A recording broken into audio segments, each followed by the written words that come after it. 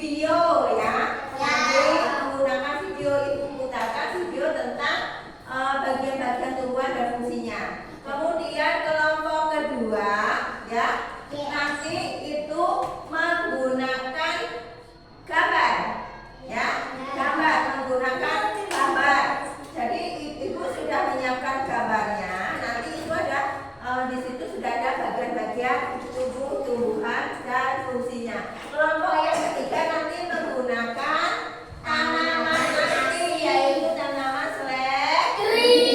Jadi nanti kalian menyebutkan apa-apa saja bagian di situ, ya, bagian tumbuhan seperti itu.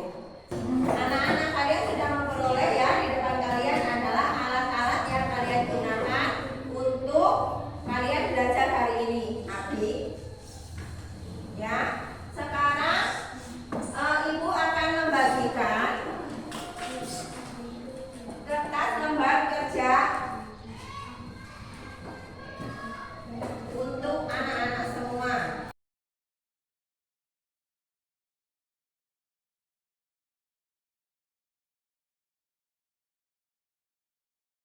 Kemudian kalau kelompok 1 itu menggunakan video, kelompok 2 menggunakan, ayo biasa, kelompok 2 menggunakan gambar.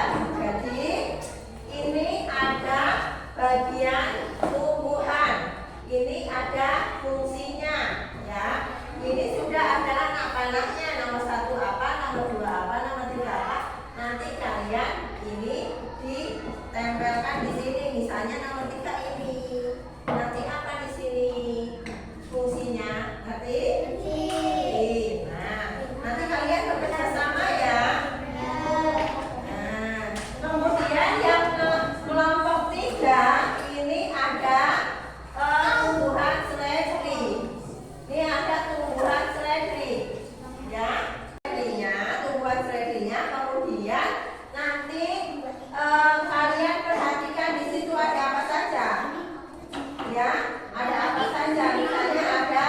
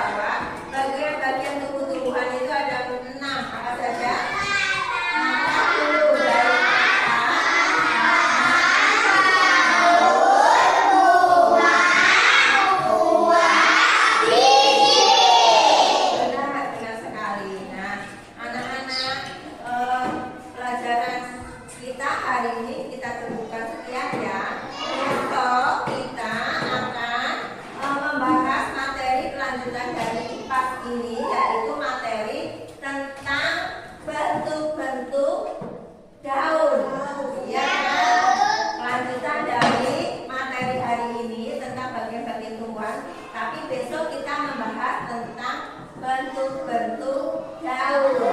Ya. Anak-anak, ibu pengen tahu hari ini kalian bahagia nggak, senang nggak belajar dengan ibu? Senang ya. Kalian senang nggak dengan cara ibu memberikan materi? Kalian bisa menerimanya dengan baik apa enggak? Bisa. Bagus anak-anak, ya bagus semua ya. Kita berdoa lagi. Anak-anak, ibu berpesan setelah ini ya, setelah ini nanti kalian pulang dengan langsung pulang ya. Kalian langsung pulang, nggak usah mampir kemana-mana karena hari ini mau hujan. Jadi nanti kalian langsung pulang, jangan mampir kemana-mana ya. Sekarang silakan.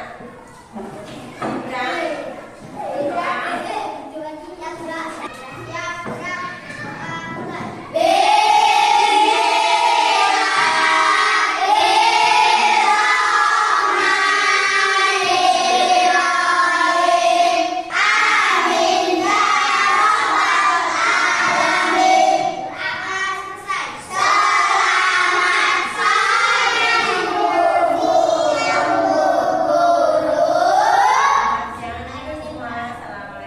warahmatullahi wabarakatuh.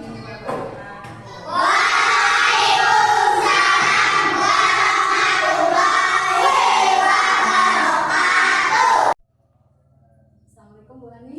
Waalaikumsalam Bu Niken. Gimana Bu Ani setelah observasi?